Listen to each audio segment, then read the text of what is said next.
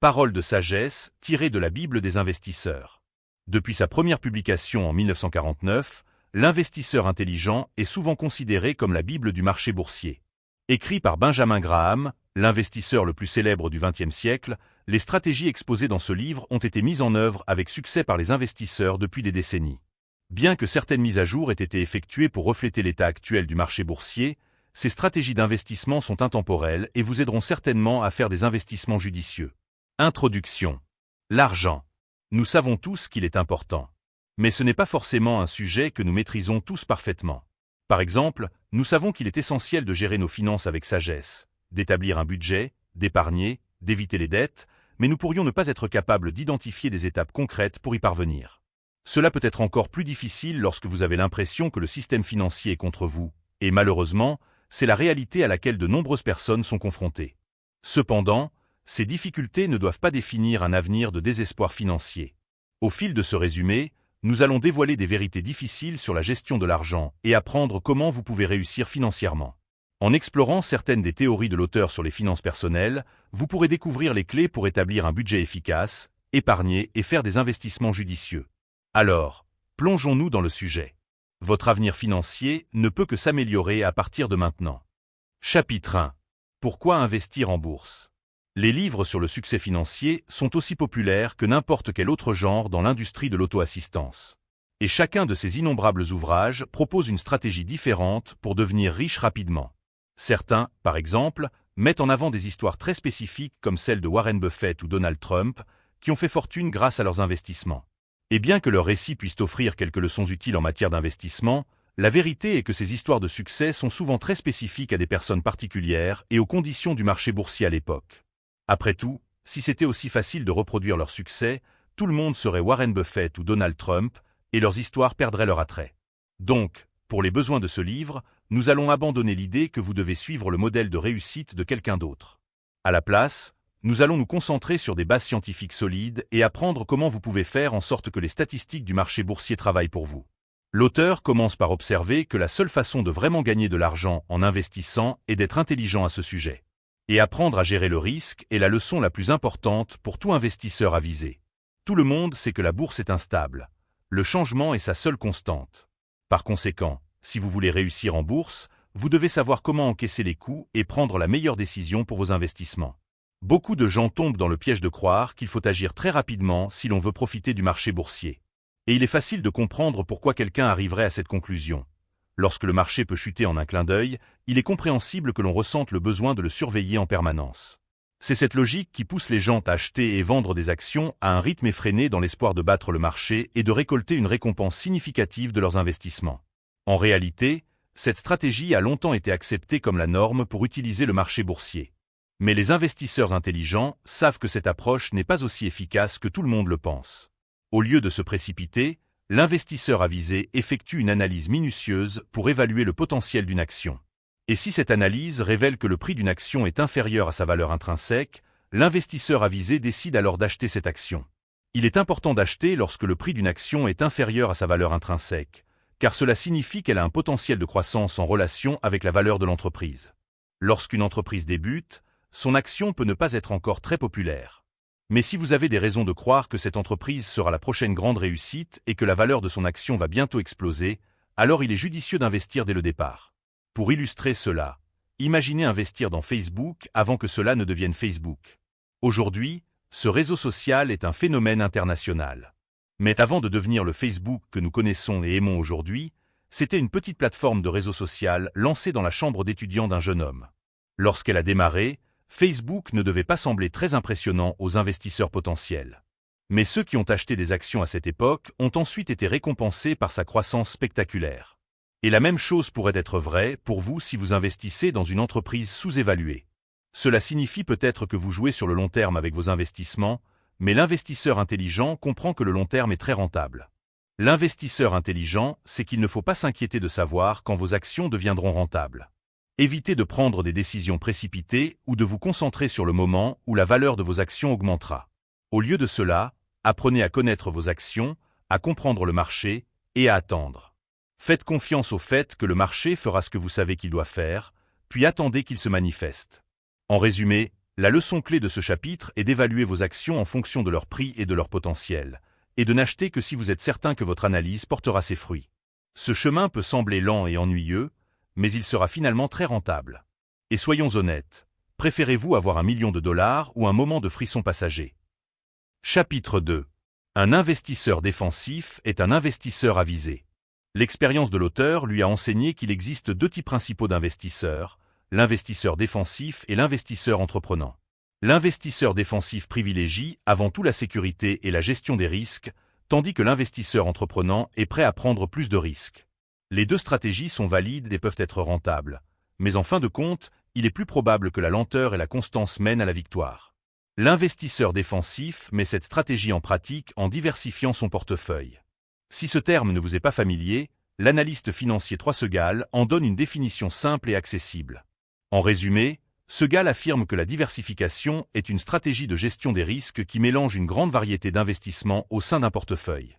Un portefeuille diversifié contient un mélange de types d'actifs et de véhicules d'investissement distincts dans le but de limiter l'exposition à un seul actif ou risque. La logique derrière cette technique est qu'un portefeuille composé de différents types d'actifs générera, en moyenne, des rendements à long terme plus élevés et réduira le risque de chaque actif individuel ou valeur mobilière. La diversification vise à lisser les événements de risque non systématiques dans un portefeuille, de sorte que les performances positives de certains investissements neutralisent les performances négatives d'autres. Les avantages de la diversification ne tiennent que si les titres du portefeuille ne sont pas parfaitement corrélés, c'est-à-dire qu'ils réagissent différemment, souvent de manière opposée, aux influences du marché. Des études et des modèles mathématiques ont montré que maintenir un portefeuille bien diversifié composé de 25 à 30 actions offre le niveau de réduction des risques le plus rentable. Investir dans davantage de titres génère des avantages supplémentaires en matière de diversification, mais à un taux nettement inférieur. En pratique, cela signifie qu'un investisseur défensif devrait investir dans un mélange d'actions ordinaires et d'obligations d'État. Enfin, l'auteur conseille également qu'un investisseur défensif devrait tenter d'investir dans au moins 10 entreprises différentes, de préférence celles ayant une réputation établie et une longue histoire de succès. Cela offrira une stabilité supplémentaire, réduira les risques et maximisera les récompenses potentielles. Les investisseurs entreprenants, en revanche, commencent de manière similaire, puis suivent leur propre voie, un peu plus risquée. Les investisseurs entreprenants sont donc plus susceptibles de prendre des risques en investissant dans de nouvelles entreprises et d'acquérir davantage d'actions ordinaires. Comme mentionné précédemment, les 2 types d'investisseurs sont tout aussi valides et les 2 stratégies peuvent être tout aussi rentables. En fin de compte, tout dépend d'identifier la stratégie d'investissement qui correspond le mieux à vos objectifs et à votre personnalité. Chapitre 3. Ne faites pas attention à Monsieur Marché. Ce chapitre est probablement le plus utile du livre, car il nous invite à reconfigurer notre vision du marché boursier. L'auteur observe que les investisseurs ont souvent tendance à glorifier le marché boursier comme s'il s'agissait d'une sorte de dieu omniscient. Ils sacrifient joyeusement leur vie, leur portefeuille et leur bonheur pour ce dieu, même si cela se termine en désastre. Mais si vous voulez être un investisseur intelligent, l'auteur affirme que vous devez adopter une mentalité différente. Au lieu de voir le marché boursier comme une divinité puissante et glorieuse, imaginez-le comme une personne. Nous pouvons l'appeler Monsieur Marché. Penser de cette manière aide à le démystifier, car il s'avère que Monsieur Marché est en réalité une personne très désagréable. Il est lunatique. Il est égoïste. Il ne sait jamais ce qu'il veut. Et quand il est de bonne humeur, il vous éblouit avec une série de promesses vides qu'il abandonne rapidement lorsque son humeur change. En fait, si Monsieur Marché était une personne, il n'aurait presque certainement aucun ami. Loin de le trouver glamour et puissant, vous couperiez probablement les ponts avec lui et refuseriez même de l'inviter à dîner. Et l'auteur observe que c'est exactement ainsi que cela devrait être. Un investisseur intelligent tire profit en pensant à Monsieur Marché comme à un parent riche, avare et grincheux qui pourrait vous laisser de l'argent à sa mort. Cela vaut la peine d'être gentil avec lui, mais vous ne vous rapprocheriez pas trop de lui ni ne feriez confiance à tout ce qu'il dit. Si c'est ainsi que vous voyez le marché boursier, vous pouvez garder la tête froide. Ainsi, lorsque tout le monde s'affole et achète ou vend des actions selon les caprices de Monsieur Marché, vous pouvez rester calme et vous fier aux données. Par exemple, si nous revenons à notre analogie précédente avec Facebook, supposons que vous voyez du potentiel dans une entreprise que personne n'aime encore. Au départ, le cours de cette entreprise pourrait être très bas parce que Monsieur Marché pense qu'elle n'a aucun potentiel. Mais si votre analyse montre que cette entreprise pourrait devenir le prochain Facebook, vous rirez bien en voyant vos actions devenir extrêmement rentables tandis que les autres auront manqué l'occasion. Cependant, il y a aussi un revers à cette équation. Supposons que vous ayez investi dans une entreprise de voitures de luxe comme Maserati. Elle vient de sortir un nouveau modèle et les gens du monde entier sont impatients de l'acheter. Monsieur Marché adore toute cette attention, alors il s'excite et dit à tout le monde que les actions de Maserati sont la prochaine grande opportunité. Mais que se passe-t-il si leur nouveau modèle est un échec total? Si la nouvelle voiture se révèle rapidement être un flop, l'humeur de Monsieur Marché changera à nouveau, entraînant avec lui l'humeur et l'argent des autres.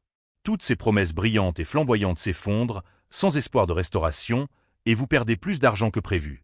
Cet exemple montre pourquoi vous ne pouvez pas écouter Monsieur Marché et ne pouvez pas suivre les caprices de la foule non plus.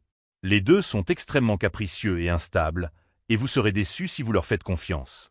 C'est pourquoi vous devez être l'investisseur avisé qui réfléchit de manière critique à chacun de ses investissements.